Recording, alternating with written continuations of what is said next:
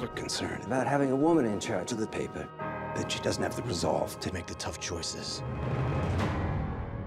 Thank you, Arthur, for your frankness. Let's do our jobs. Find those pages. When Stephen approached me about the film, we talked about Kay Graham and Ben Bradley and what the film might, what opportunities it might present for me. When I thought about it, I've never been in a newsroom, you know, where the clatter of 1,000 typewriters. In those days, I guess now no one's using them, it's all silent. But it must have been quite a noisy environment, really. Everybody running back and forth. So I thought, well, how are you going to get any music in a newsroom? And actually, there's quite a bit of music in the film, in the newsroom. Particularly the scene where we're waiting for the court decision on this question of publication of the Ellsberg papers. And one particular moment that I remember that I thought was very successful, actually, musically, when Justice Black gives his decision in favor of the newspapers to print, there's a moment of great exultation and celebration in the noisy newsroom with all the workers and so on. And the music becomes part of this whole moment of excitement and fulfillment for these people.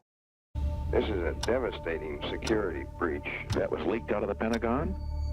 The most highly classified documents of the war. The Times has 7,000 pages detailing how the White House has been lying about the Vietnam War for 30 years. I'm not an expert in electronic music, so much of which is very popular now and very, very effectively used in film. But there were a couple of sequences where this needed to be done. And I sort of researched with people I know who know how to do this much better than I. And we used a couple of scenes have very light computerized electronic effects, which are used in many people's hands very brilliantly.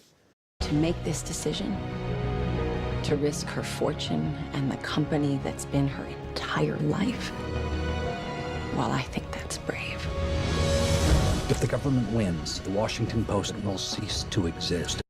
Probably most composers, the highlight of their lives is the moment when all their writing and scribbling done in a private setting and becomes that moment animates the music. It's, you know, we can only put dots on paper, but these fabulous musicians we have will then bring it to life and so on.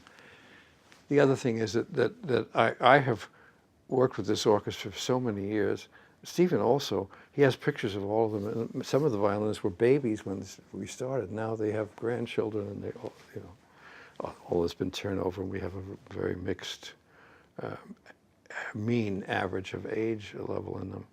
But it becomes a kind of very familial process of making music together. And it's like working with any great orchestra, whatever the repertoire is. It's a shared moment. You know, the music is really, by itself isn't anything. We have to have the composer, and then we have to have the orchestra or chorus, and then but then thirdly, we have to have the audience to be bring this whole thing, to make the thing that is music. What are you going to do, Mrs. Graham?